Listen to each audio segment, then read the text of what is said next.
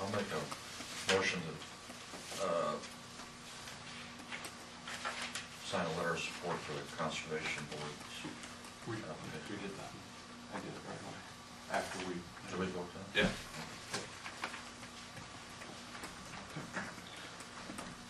That, in the first round, they didn't fill out their application quite correctly, so they reapplied. Because there's going to be a second round of dispensing approximately 30,000. That could be.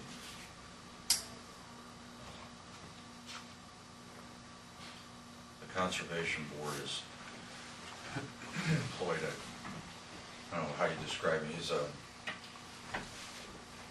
kind of an artist who makes displays and designs conservation display areas, and he's coming up with a kind of a blueprint of that upper level of the conservation center for possible displays down the road as money would become available for conservation, I don't know, different things. They're kind of designed around learning displays where young people, school-age children go through and they see these displays. Or some of them are. One of them we looked at last week. This is kind of an interactive display where the kids can punch certain buttons and certain things happen, and there's audio or kind of like a screen on one of them. So this application is for something that fits into that blueprint. Or I think it's a log.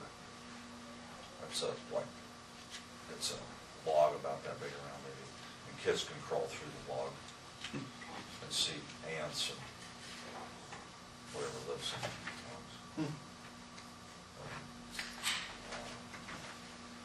So they didn't fill out their application properly the first time? Yeah. You're able to talk about that? About why they didn't get approved? Oh, I think this is, they basically, they included some information that wasn't relevant to the application, and there's certain, in the beginning when they first, when the gambling money was first dispersed, there was no framework at all. None of the rules were written, and since then, the rules have been, very well defined, and so, the majority of the people that make application in December, they come to a workshop, and Linda and Shirley, kind of walk them through the application process. Some of them, it's their first time, and Sure. Others it's their second or third or fourth time. And sometimes, they make errors or omit things that should be in the application. And Where's the money for this come from? it's gambling money. Is that tax money? 4 years ago, well, These gambling organizations, they pay Yeah. tax and then the state appropriates that? this is, I might not do a good job of explaining this, but I think 4 or 5 years ago, the legislature, and you can jump in anytime. What I understand about But 4 or 5 years ago, and I'm terrible with details or remembering dates, but the legislature was approached by, different counties. I think it was before, like, Riverside and Iowa City was approved, and maybe there was 3 or 4, that got approved, but there might have been 5 applicants, and the legislators that didn't have gambling in their county or counties, they I think they made an agreement that, we will allow 3 new gambling presences in the state of Iowa. But in turn, we want a certain percentage of the gambling revenue. that the state gets. Okay?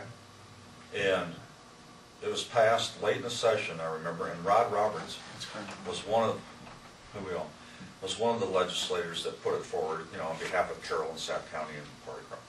And it got passed.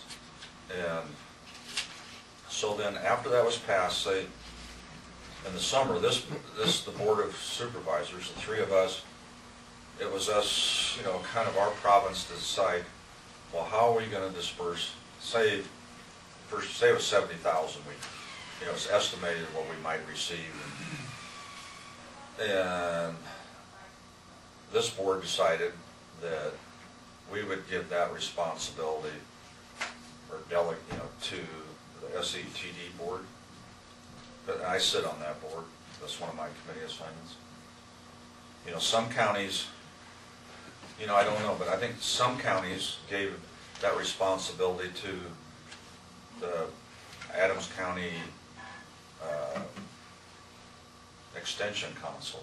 You know, or it, you know, every county does it differently, and that responsibility fell upon different entities in different counties. And I don't know, I think there's 80 counties that get this type of flow-through gambling money. So in the beginning, So that's what we did, and the SETD board decided to take it on. Okay, well then, we could have added, you know, we formed the Sac County Endowment Foundation. And all the board, you know, all the board members that are on that board are on the endowment board. who are on the all of the SETD members are on the endowment Okay, board? well, let's see. What's that? You're saying all the SETD board members are also the endowment board? Yeah. So And we could have, you know, Who are those people? I think we could have expanded it, or we could have shrunk it. But you know, the board members are Oldie Bowl, Ron and Elaine Rex. Ron's the mayor, and Elaine, you know, they're good. I'll start with, since I've been on this board 9 years, I don't know when SCTD was created. In the 80s, it was sometime before. Yeah. But Could I interject one thing, Dean? I think one of the reasons that the Board of Supervisors chose that board as a place to dispense the dollars is As opposed to a board that as opposed to creating a whole nother entity. This board already had representatives from every community, and so that rather than starting and having a whole nother board or commission, this was there and already met, you know, and it had representation from all communities, and so that's why we decided to put the responsibility there. So. But Ron and Elaine and Rick Johnson from Wall Lake and Don Potoff is on the board now. Lakeview, Gary Wicker and Kay Montoya. She grew up in Lakeview, moved back for the last 5 or 6 years. She's a librarian at our library. Charlie Ferguson, who used to be mayor of Lakeview and longtime educator and stuff. He was on it from the beginning up until a few years ago, and he got off the board because of health reasons. Wilma Fort is on the board from Sac City, and Shirley Phillips. And we don't have anybody that comes from Nemaha. Ann Trimble Ray comes from, she's representing the town of Early right now. And Brian Whitkey is representing Shaler. And Red Burial represents Lytton. Auburn. Yeah, Nancy Jensen from Auburn. She's the city clerk. And Those are the ones I can think of, I guess I'm not.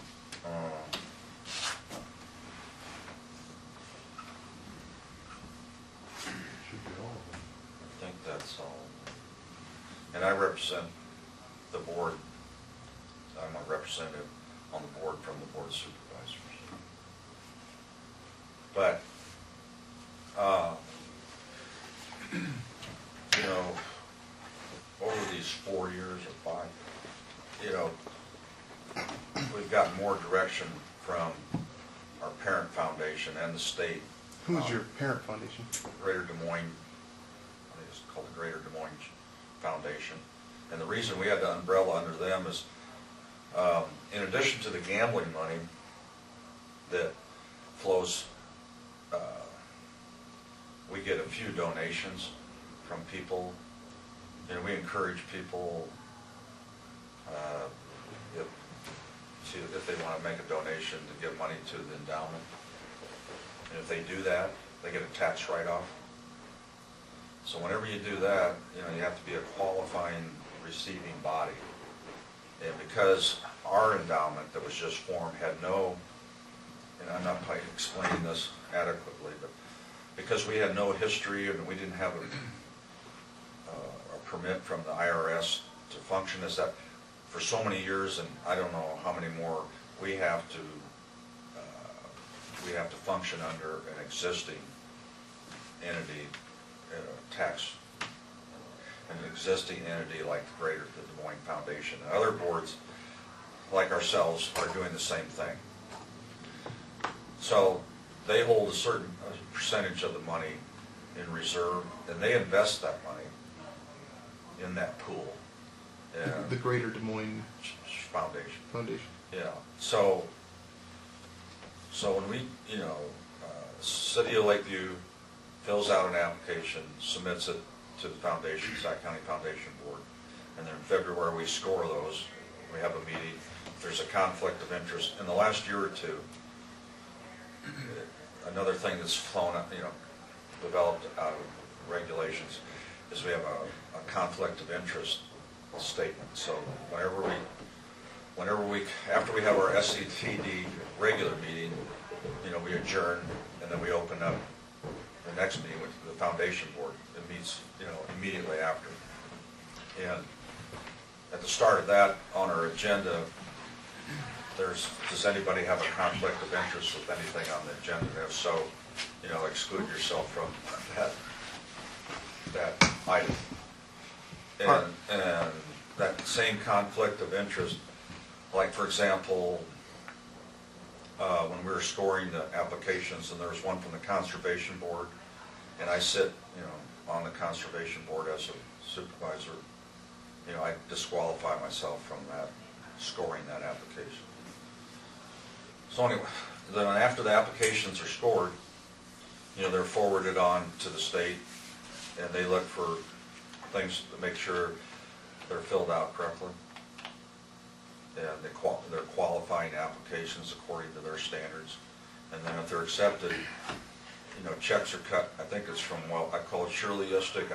I've never really seen the checks, but I think they're issued up from Wells Fargo Bank in Des Moines, and they're made out directly to the city of Sac City, or the city of Lakeview, or the city of Old Bolt, whoever, you know, wherever the applicant, the qualified. So the funds don't pass through the funds don't pass through the Sac County Endowment Foundation? No. They go directly, well, they mail us the checks, and then we just, like the meeting, the league meeting the other night, we passed out checks, didn't we?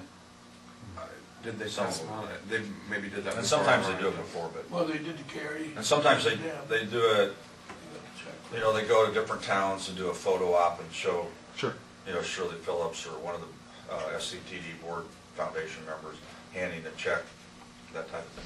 What sort of entity is the Sac County Foundation, the Sac County Endowment Foundation? It's Are they created by you, by the Sac County supervisors, or what are they? It's a nonprofit, I forget the numbers of it, it's a nonprofit corporation, and yeah, the board of supervisors probably, I don't know, it was before my time. We had to we had to determine who was going to be handling the gambling money. So it was created. It was created by the supervisors. Yeah. I think we had to name an entity to handle determine who the grant, who determines where the grant monies are dispersed to. I think we could have done it ourselves. I'm not positive. I think if we wanted to, the three of us could have decided how to disperse it. We had the choice as to how it would be dispersed. And because we had the representation from all communities, we decided to use that group to serve as the foundation board. So since it was created on the authority of the Sac County supervisors, does that mean that, in your opinion, do you think they would be subject to open meeting laws?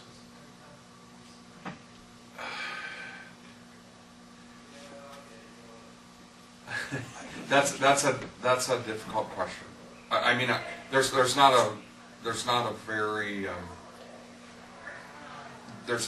direct answer to that. I think we should ask our attorney to determine whether he thinks it is or not. I've read the code. Who's your attorney? Our Sac County attorney would recommend it. Certain parts of it, I don't know, certain parts of it are kind of, they would be confidential. Did you sign a confidentiality agreement not to disclose reasons that you reject funding or only partially fund?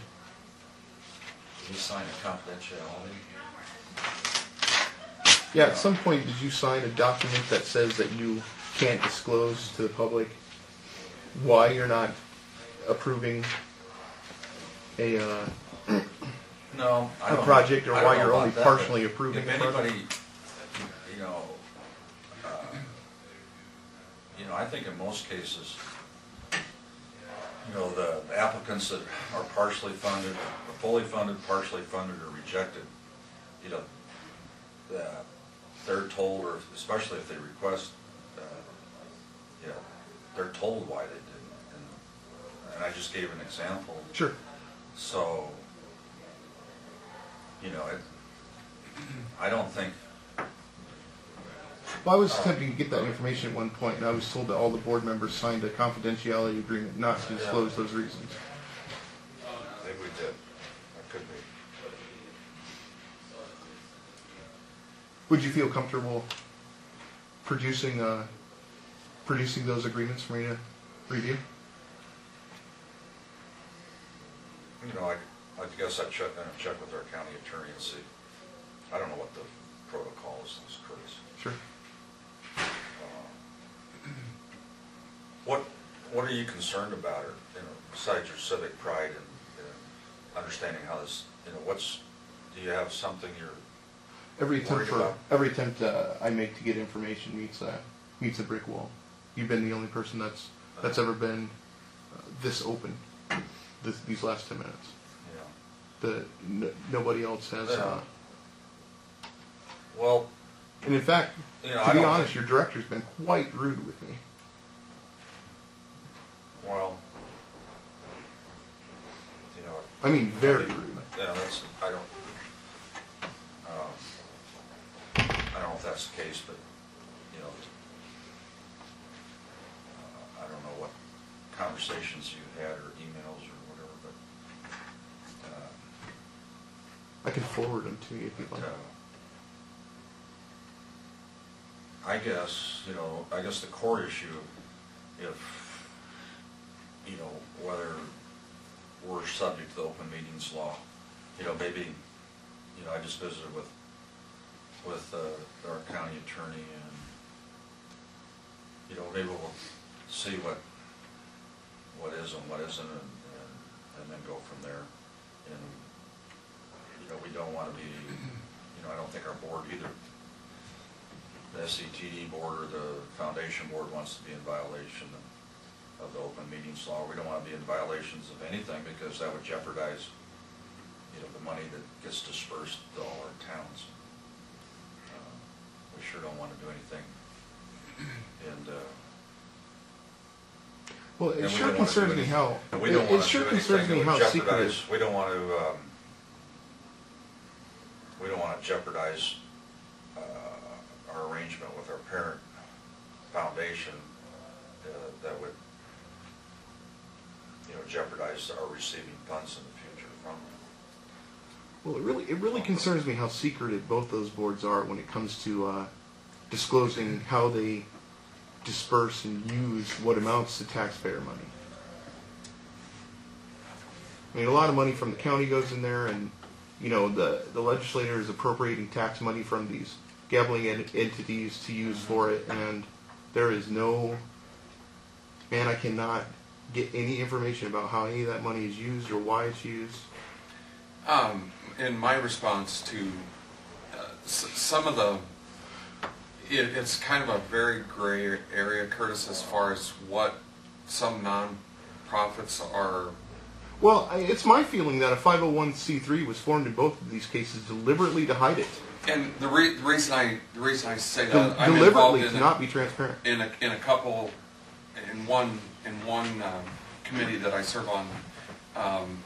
The attorney, we do our agenda with minutes, and the attorney, and I'll name it. I mean, it's New Opportunities in Carroll as a board of directors member down there. As a nonprofit, the attorney that our director references says you can if you want to, and you don't have to if you don't want to. So the reason I couldn't answer that directly because I'm not certain how they all line up. And in that case, we do operate that way, and we keep minutes. But it was his advice that you could if you wanted to, but you didn't have to if you didn't want to. So it's kind of a very gray, and unless you know exactly how they're set up, and I guess we're not qualified to answer that specifically for this. We will find out the answer. I mean, we have nothing to hide at all. We do our very best to be as open as we can. So. Oh no. We do. Well, the SCTD board and the Sac County Endowment Foundation boards do not. I wanted to make it plain. Right. We do. Right.